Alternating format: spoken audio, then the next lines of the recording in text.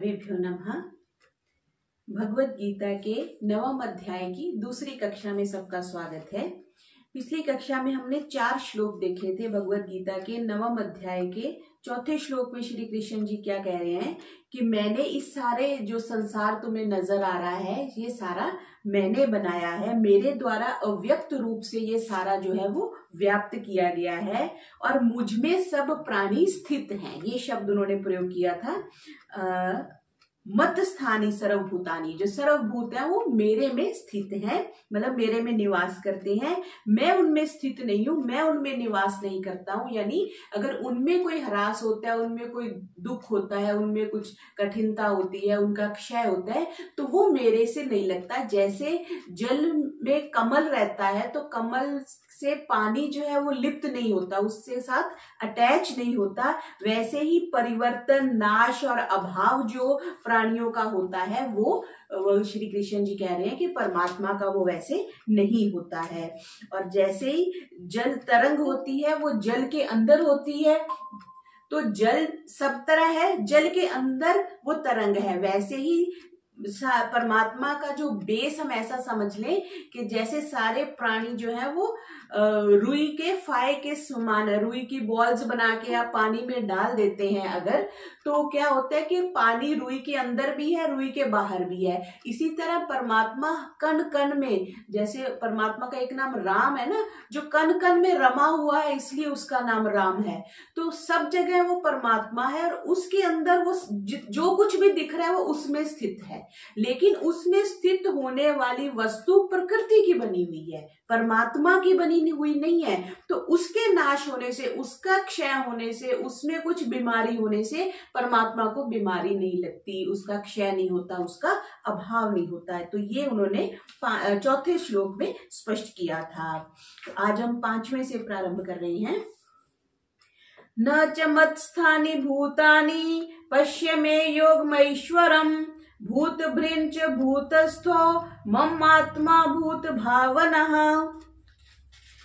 इसमें उन्होंने जो शब्दावली प्रयोग करी है उसको देखेंगे। न च मत स्थानी, मत स्थानी क्या दिया, मुझ में स्थित नहीं है। कौन? न मैं ईश्वरम, ईश्वर संबंधी जो भी कहा गया है, योगम योग, पश्य देख करके, भूत भावना, मैं सारे प्राणियों को, भूतों को पैदा करने वाला हूं, उत्पन्न करने वाला हूं। भूत भृत कह दिया, फिर प्राणियों को सिर्फ पैदा ही नहीं करता, मैं उनका भरण पोषण भी करता हूं। और मम आत्मा भूतस्थ, मेरा स्वरूप उन प्राणियों में स्थित नहीं है, ऐसा भी कह दिया। तो ये एक तरह से विरोध मिल रहा है। तो क्या कहना चाह रहे हैं कि यद्यपि सभी प्राणी जो है मुझ में स्थित हैं, तो भी सब प्राणी मुझ में स्थित नहीं है। देखो ये मेरी कैसी करनी है, कैसा मेरा योग का जो है वो ऐश्वर्य है, ये कैसा मेरा ऐश्वर्य है, कैसा योग का सामर्थ्य है कि मेरी आत्मा मीन्स मम आत्मा सब प्राणियों को उत्पन्न करने वाली है, भूत भावना है, सब प्राणियों का भरण पोषण करने वाली है, तो भी क्या है, फिर भी वह उनमें नहीं है, मतलब उनमें समाया हुआ नहीं है, ऐसा परमात्मा भूत भृत कह दिया। तो यहाँ पे 3 बातें आ गई। पहली तो ये कहा कि मैं अव्यक्त हूं, मतलब मैं प्रत्यक्ष नहीं हूं, मैं दिखाई नहीं देता हूं। अव्यक्त से ही समूचा सारा जगत रचा हुआ है। स्वयं विधाता निराकार तूने जग कैसे साकार रचा। तो ये परमात्मा का ऐश्वर्य है, योग की महिमा है कि उसने स्वयं अव्यक्त रहते हुए भी सब कुछ व्यक्त कर दिया। जैसे एक वो पथिक जी की भजन की पंक्ति में भी आता है ना, वो परमात्मा कठपुतलियों की तरह, जैसे कठपुतली का खेल पहले होता था तो जो खिलाने वाला होता है वो अदृश्य रहता है, आगे पर्दा लगा होता है और उसने अपनी अंगुलियों से कठपुतलियों धागे बांधे होते हैं और नीचे कुछ गुड़िया सी बनाई होती है। तो ऐसे ऐसे करते हैं तो नीचे, अब वो पीछे खड़ा हुआ है, आगे पूरा पर्दा है, तो बस सिर्फ उसको वो धागे, और धागे भी अदृश्य इतने पतले हैं, दिखते नहीं है, तो लोगों को क्या दिखता है, कठपुतली दिख रही है, कभी कठपुतली ऊपर हो रही है, कभी नीचे हो रही है, तो ऐसा दिखाई दे रहा है। तो बिल्कुल इसी तरह से ये परमात्मा भी ऐसे है, पर्दे के पीछे है, पर्दे के पीछे बैठ के उसने कठपुतलियों की तरह सबको नचा रही है। तो दूसरी बात क्या रखी कि ये भूत जो है वो मुझ में है, मतलब सारे भूत मेरे होने से हैं। जैसे मैनेजिंग डायरेक्टर के होने से कोई कंपनी होती है, कुछ फैक्ट्री होती है, एचओडी के होने से डिपार्टमेंट होता है, तो वो बात रखी। फिर तीसरी बात ये क्या कह दी कि भूत मुझ में नहीं है। इसको ऐसे समझेंगे कि जैसे कमल का पत्ता पानी में है तो पानी कमल के साथ नहीं लगता, या इसको आगे श्लोक में भी ये बात आएगी कि जैसे ब्रह्मांड में या आकाश में वायु का बवंडर घूमते हैं तो उससे आकाश को तो कोई हानि नहीं होती, आकाश तो यथावत रहता है और वायु भी घूम रही है। बस ऐसे ही परमात्मा एज इट इज रहता है। तो एक तरह से ये कह दिया जाता है कि संसार में रहते हुए भी संसार से बाहर है परमात्मा, तो जो भूत आत्मा है वो मुझ में नहीं है, ऐसा उन्होंने कह दिया। तो 3 यहाँ पे सिद्धांत उन्होंने प्रतिपादित किए कि मैं ही सब भूतों में व्याप्त हो रहा हूं, उनकी सत्ता का कारण मैं हूं, यानी मेरे होने से वो है, मैं उनका निमित्त कारण हूं। तो ये 5वें श्लोक में श्री कृष्ण जी अर्जुन को समझा रहे हैं। न लोगों में हूं मैं, न मुझ में है लोग, जरा देखना ये मेरा राजयोग, मेरी आत्मा बाई से खासो आम, नहीं मेरा लेकिन किसी से कयाम, मेरा किसी में भी निवास नहीं है, मैं इनसे भिन्न रहता हूं। अगर उसमें सत्ता हम मान ले तो फिर उनके हानि से, सुख दुख से उनको भी क्षय होना चाहिए। तो ये बताने के लिए कि मैं प्रकृति से भिन्न सत्ता हूं। यहाँ पे अद्वैतवाद, यहाँ पे त्रैतवाद भी पूरी तरह से सिद्ध हो जाते हैं। श्री कृष्ण जी महाराज परमात्मा के संदर्भ में क्या कह रहे हैं कि मैं इनसे भिन्न हूं, यही समझ आ गया ना। तो परमात्मा निमित्त कारण है, उपादान कारण नहीं है। जैसे कुम्हार अलग है, घड़ा अलग है और मिट्टी अलग है, वैसे ही परमात्मा अलग है, वो निमित्त कारण है। आगे 6वां श्लोक देखते हैं। तो अब उसी बातों को उदाहरण से बता रहे हैं श्री कृष्ण जी। यथा आकाश स्थितो नित्यम वायु सर्वत्र गो महान, तथा सर्वाणि भूतानि मत्स्थानीत्युपधारय। उपधारय तुम मान लो, जैसे हम अलजेब्रा में करते हैं ना, सपोज, वही तुम मान लो। कैसे? यथा जैसे, सर्वत्र सब जगह विचरने वाली क्या है? महान वायु। वायु जो है वो महान, बड़े को कहते हैं ना, अब वो बड़े महान व्यक्ति हैं, मतलब बड़े व्यक्ति है, महत, बड़े सेंस में आता है। तथा सर्वाणि भूतानि, और आकाश कैसा है? नित्यम आकाश है। आकाश जो है वो, आकाश को नित्य है। न्याय दर्शन में ये चर्चा बहुत विस्तृत चलती है कि आकाश नित्य है या अनित्य है। क्योंकि अगर आकाश को 5 भूतों में मान लें तो पृथ्वी, अग्नि, जल, वायु, आकाश, तो वो अनित्य होना चाहिए, क्योंकि सारे भूत तो समाप्त होंगे जब प्रलय होगी। और एक दूसरी सेंस में आकाश को नित्य माना जाता है। आकाश का अर्थ होता है अवकाश। अब कमरे में अवकाश है तभी तो हम उसमें लाके सोफा रख लेते हैं। अगर अवकाश नहीं हो तो हम कैसे रखेंगे? अगर पहले से ही सोफा रखा हो तो उसके ऊपर, मतलब बिल्कुल उसी स्थान पे तो सोफा नहीं रखा जा सकता ना। तो आकाश का एक अर्थ अवकाश भी है। तो ये बहुत विस्तृत चर्चा चलती है, लेकिन आकाश जो है वो एक सेंस में नित्य माना गया है। तथा सर्वाणि भूतानि मत्स्थानी उपधारे, सारे जो नित्य आकाश में स्थित रहती है वायु, ऐसे ही संपूर्ण प्राणी किसमें रहते हैं? मत्स्थानी, मुझ में स्थित रहते हैं। तुम ऐसा मान लो। ऐसा तो मानते हैं ना कि तीनों लोक और 14 भुवन जो है उसमें 14 भुवन और 3 लोक माने गए हैं, सब में परमात्मा रहते हैं और ये सारे परमात्मा के होने से हैं। तो क्योंकि हमें कष्ट या परेशानी कब होती है? जब हम अपना संबंध प्रकृति से बना लेते हैं। इसको ऐसे देखेंगे, जैसे सेंटर में वो एक पहले गेम होती थी, सेंटर में एक फट्टा होता है, उसके नीचे एक बॉल होती है। तो कभी वो इधर झुक सकती है, कभी वो इधर झुक सकती है। तो इधर सोच ले, इधर प्रकृति है और इधर परमात्मा है। इधर झुकेंगे तो कष्ट ही कष्ट है, कष्ट ही कष्ट है, उसका कोई डेड एंड ही नहीं है, मतलब वो समाप्त होने पे नहीं आएंगे। इतनी दुख, इतनी परेशानी, इतनी समस्याएं हैं। और अगर हम परमात्मा की तरफ झुक जाते हैं तो सुखी सुख है, सुखी सुख है, अनंत सुख है और मोक्ष सुख है। और पीछे हमने गणना देखी थी, अगर वो परमात्मा को पा लेते हैं तो कितने अनंत काल तक एक तरह से हमें वो सुख की प्राप्ति हो जाएगी। तो मेन जो श्री कृष्ण जी महाराज यहाँ बात समझाने का प्रयास कर रहे हैं वो ये कि प्रकृति से तुम जितने अपने संबंध जोड़ोगे उतने तुम दुखी रहोगे, जितने जितना तुम मेरे से जोड़ोगे, परमात्मा से जोड़ोगे, उतने तुम सुखी रहोगे। तो अपनापन किससे करना है? हमें परमात्मा से करना है। प्रकृति से बने हुए उसमें सारे संबंध भी आ गए, उसमें पैसा भी आ गया, उसमें घर भी आ गए, उसमें सारे संसाधन भी आ गए। तो हमें हमेशा ये एक भावना रखनी चाहिए कि मैं नित्य रहने वाले परमात्मा के साथ मेरा संबंध है और वही मेरा रक्षक है, वही मेरा पालन पोषण है, वही उत्पन्न करने वाला। पीछे तीनों परिभाषाएं उन्होंने दे दी ना, मैं पैदा भी वही करता हूँ, धारण पोषण भी मैं वही करता हूँ और मैं अंत में प्रलय भी यही करते हैं। तो मुझे उसी परमात्मा से सुख लेना है। वो कहते हैं ना, उसके दिए उससे मांगो जो दे करके सुनाता नहीं है। मनुष्य किसी का थोड़ा सा भी कुछ करता है ना, तो कभी ना कभी उसको सुना देता है, मैंने तुम्हारे लिए ये किया था, मैंने उसके लिए ये किया था। या जब उसको आवश्यकता पड़ेगी तब वो आपको ब्लैकमेल करता है कि जब आपको प्रॉब्लम आई थी तब मैंने आपकी सहायता करी थी। तो मनुष्य का सहयोग जो है वो एक तो लिमिटेड है, एक वो स्वार्थ से युक्त है। हम तभी तो बार बार श्री कृष्ण जी क्या कह रहे हैं, निष्काम भाव से सेवा करो, निष्काम भाव से कर्म करो, कि स्वार्थ की भावना से मत करो। हम नौकरी कर रहे हैं, हम क्यों कर रहे हैं? हमें पैसे चाहिए।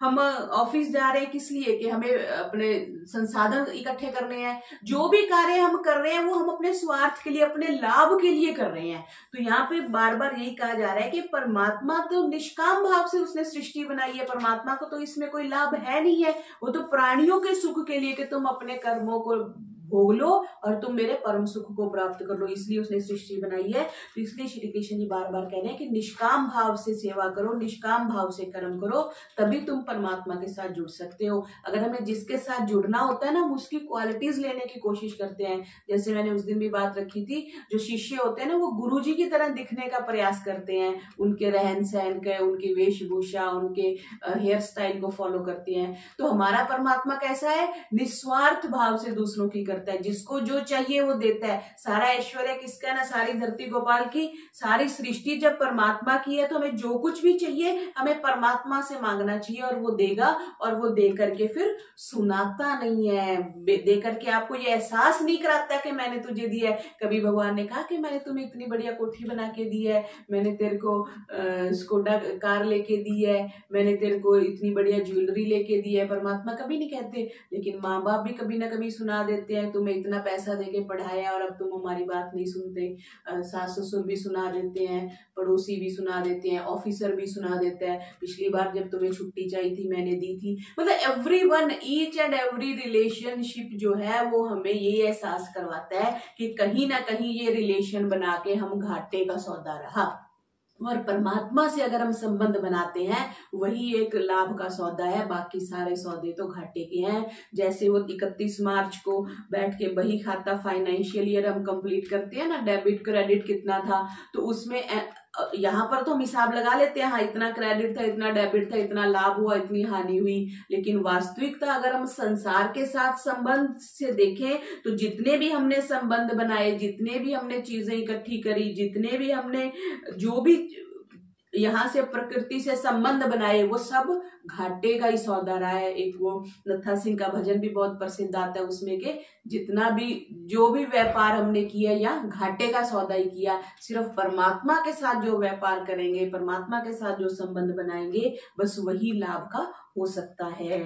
तो छठे में क्या कहा? हवा वो चले जोर से सरबसर, इधर से उधर या उधर से इधर, वो आकाश से जाए बाहर कहाँ, समझ लो यूं ही मेरे अंदर यहाँ। हवा जो है वो आकाश से बाहर तो नहीं जा सकती, तो इसलिए जो कुछ भी व्याप्त है संसार में वो सब कुछ परमात्मा में है। ये उदाहरण देके श्री कृष्ण जी ने अर्जुन को समझाया। ये हमारा छठा श्लोक हुआ।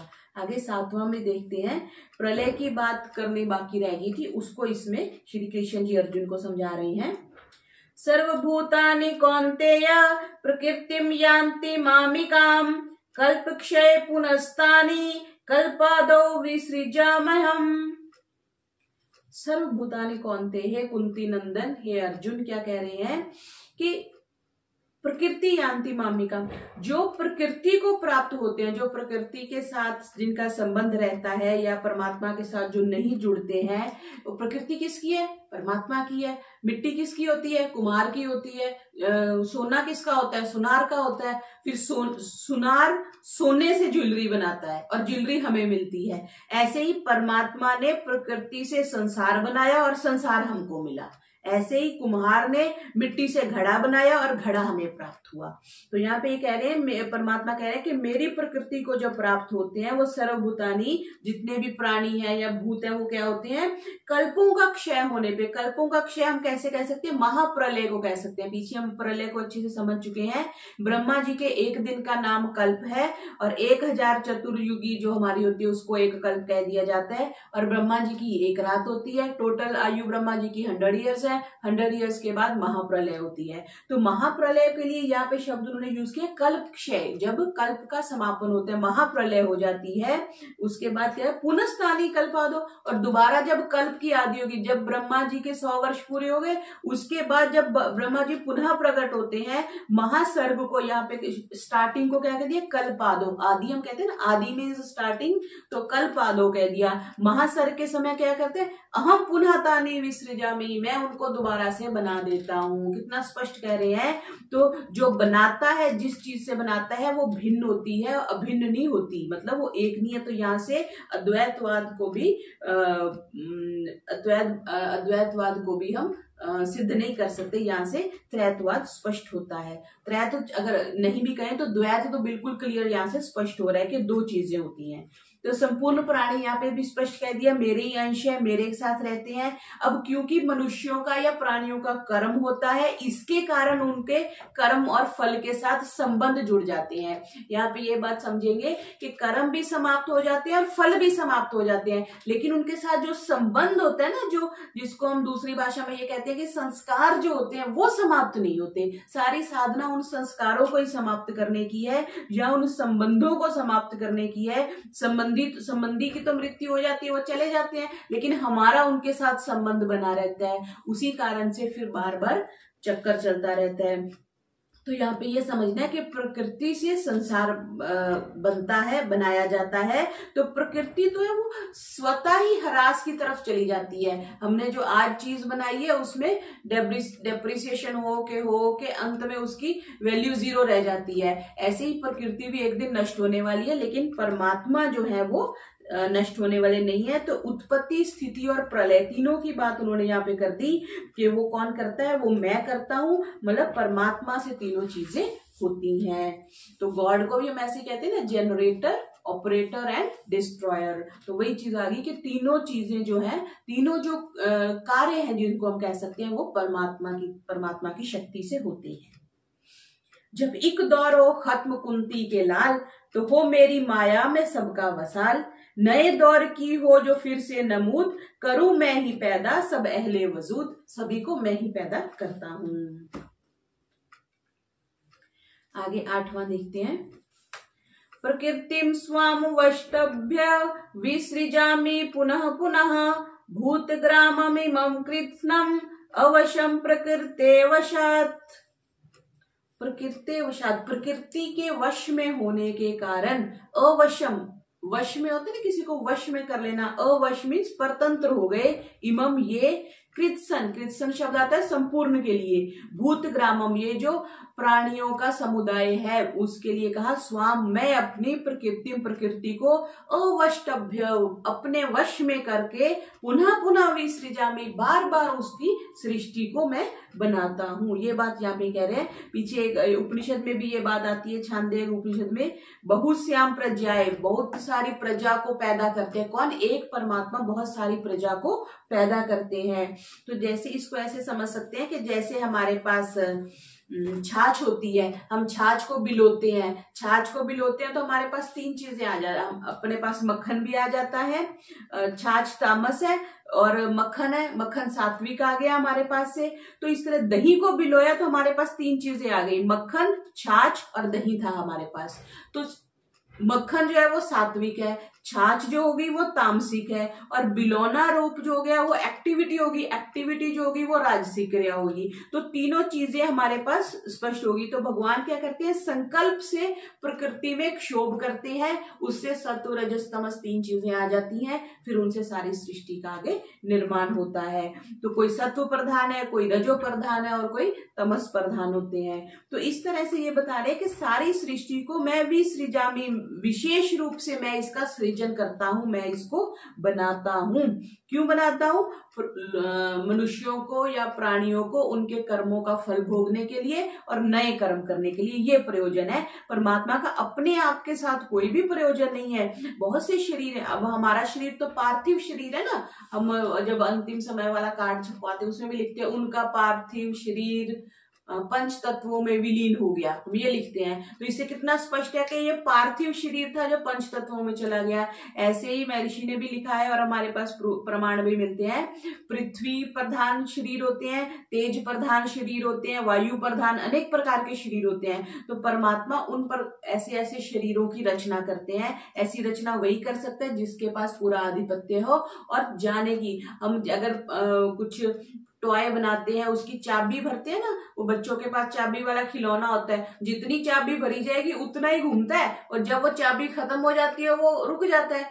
या आपकी बैटरी आप उसमें डाल देते हो, तो जब वो सेल खत्म हो जाता है तो भी वो इंस्ट्रूमेंट काम करना बंद कर देता है। तो बिल्कुल इसी तरह परमात्मा ने हमारी जितनी चाबी भरी हुई है, जिस प्रकार की चाबी भरी हुई है उतनी देर हम चलेंगे, उसके बाद हम भी बंद हो जाएंगे।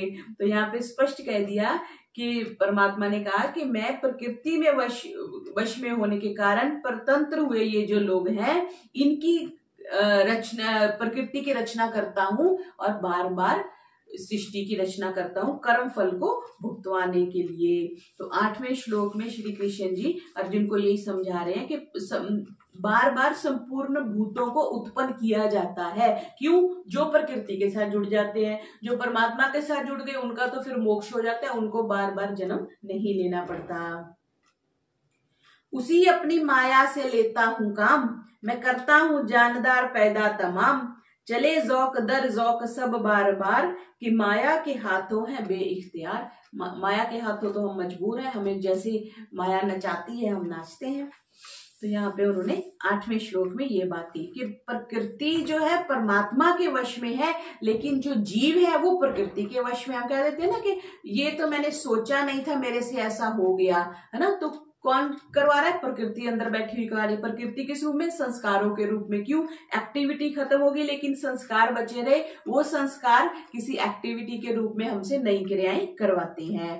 तो भगवान के, हमें परमात्मा को प्राप्त करना है तो हमें प्रकृति से संबंध छोड़ना होगा, मीन्स प्रकृति के वश में नहीं रहना होगा, तभी हम आगे, जैसे वो अगर किसी ने ऐसे रस्सों से किसी व्यक्ति को बांधा हो तो पहले रस्से तोड़ते हैं, नहीं तो वो जोर लगाने का कोई फायदा नहीं है। हमने जिस तरफ बढ़ना है, हमें पीछे कौन खींचता है? हमारे संस्कार खींचते हैं, हमारे कर्म खींचते हैं और हमारी दुर्भावनाएं खींचती हैं। तो उनको पहले नष्ट करेंगे, फिर हम आगे जोर लगाएंगे, तब हम आगे परमात्मा की तरफ बढ़ सकते हैं। तो यहाँ पे इन्होंने बहुत स्पष्ट कर दिया श्री कृष्ण जी ने 9वें अध्याय के पहले 8 श्लोकों में।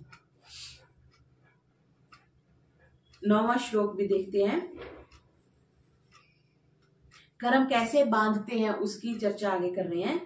न च माम तानि कर्माणि निबध्नन्ति धनंजय, उदासीन व उदासीनम असक्तम तेषु कर्मसु। हे धनंजय, तेषु सृष्टि रचना के पीछे बात हुई थी ना, कर्मसु कर्मों में, असक्तम अनासक्त है, उदासीनवत मतलब उदासीन की तरह, आसीनिम रहते हुए भी मुझे, वे कर्माणी न निबधंती मेरे को वो बांधते नहीं है। जैसे परमात्मा ने सृष्टि बना दी, सृष्टि का प्रलय भी होगा, सृष्टि का नाश भी होगा, लेकिन परमात्मा ये कह रहे हैं कि वो सृष्टि बनाने का जो कर्म है, अब हम कोई कर्म करते हैं, हमने रोटी बनाई तो या कोई हमने कार्य किया तो वो तो हमें बांधता है, लेकिन परमात्मा बंधते नहीं है। मैं निर्मुक्त स्वभाव का, वो जो उपनिषद चर्चा करते हैं उसी की बात यहाँ पे कह रही है कि उदासीनवत, उदासीन समझते हैं जिसको कोई परवाह नहीं। उदासीन एक संप्रदाय भी चलता है, वो हंसते नहीं है, ज्यादा बातें नहीं करते हैं, बस वो उदासीन रहते हैं। आप उनके पास कुछ भी करो, कोई भी एक्टिविटी करो, वो कुछ उस पर रिएक्ट नहीं करते।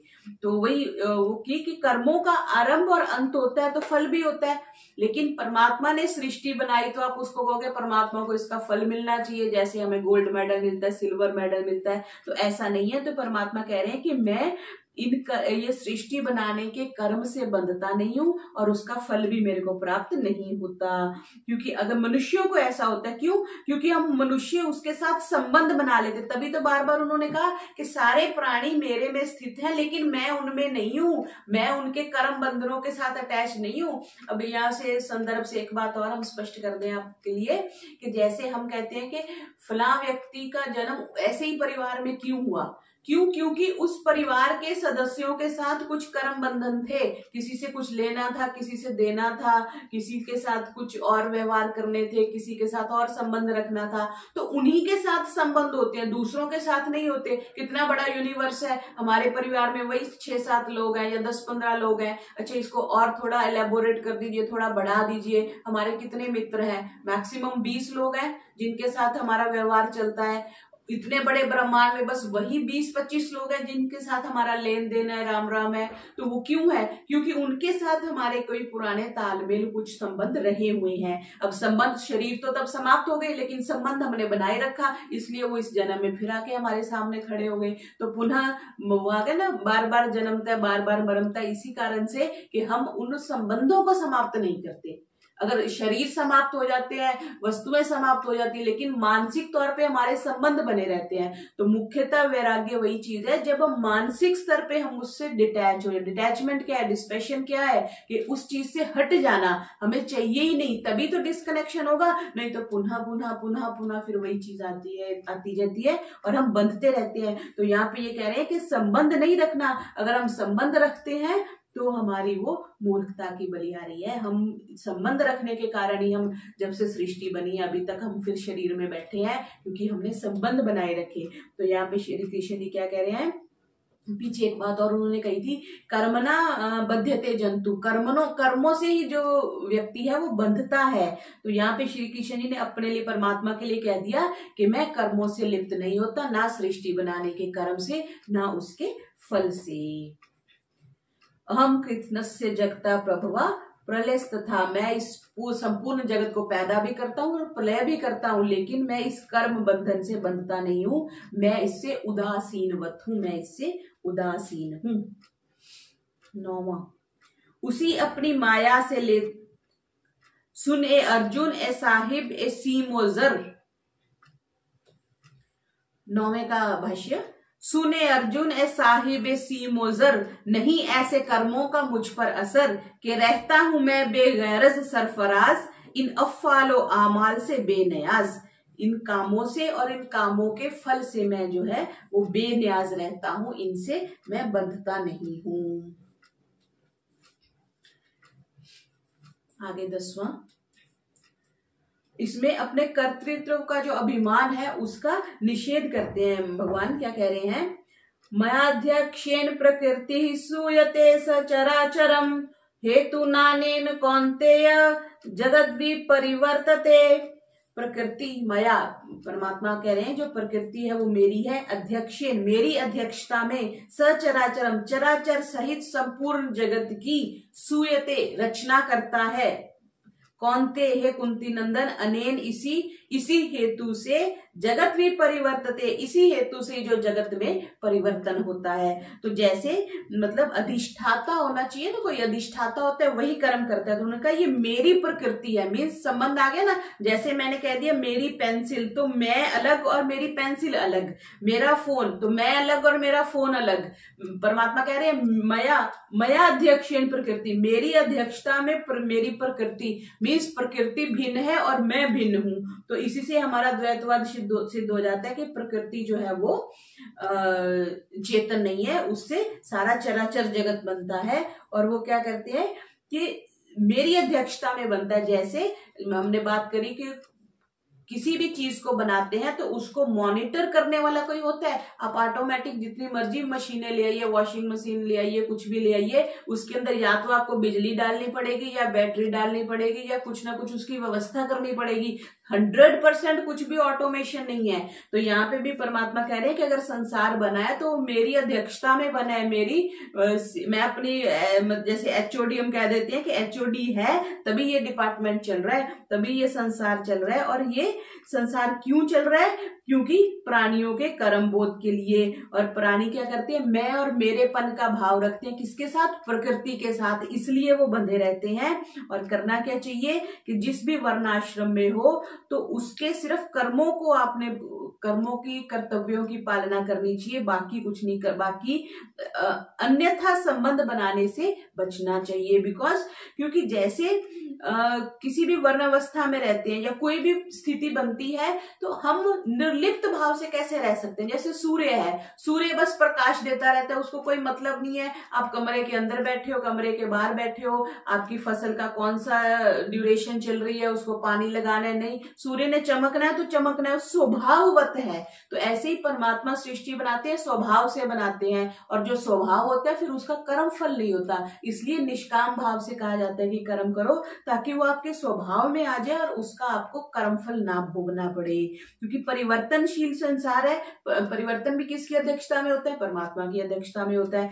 तो हालांकि इसको ऐसे भी एक मत ये भी चलता है कि जैसे हमने ऑटोमेटिक मशीन बना दी तो वो अपने आप बस बटन दबाते हैं और वो सारे काम करती है, ऐसे ही परमात्मा ने कुछ व्यवस्था कर दी हुई है, सृष्टि बनती रहती है और चलती रहती है, उसमें परिवर्तन होते रहते हैं। पर उसमें हम पूर्णतः परमात्मा को इग्नोर नहीं कर सकते, निग्लेक्ट नहीं कर सकते, भले ही सृष्टि में काफी कुछ जो है वो ऑटोमेटिक कर दिया गया हुआ है, ऐसा हम समझते हैं।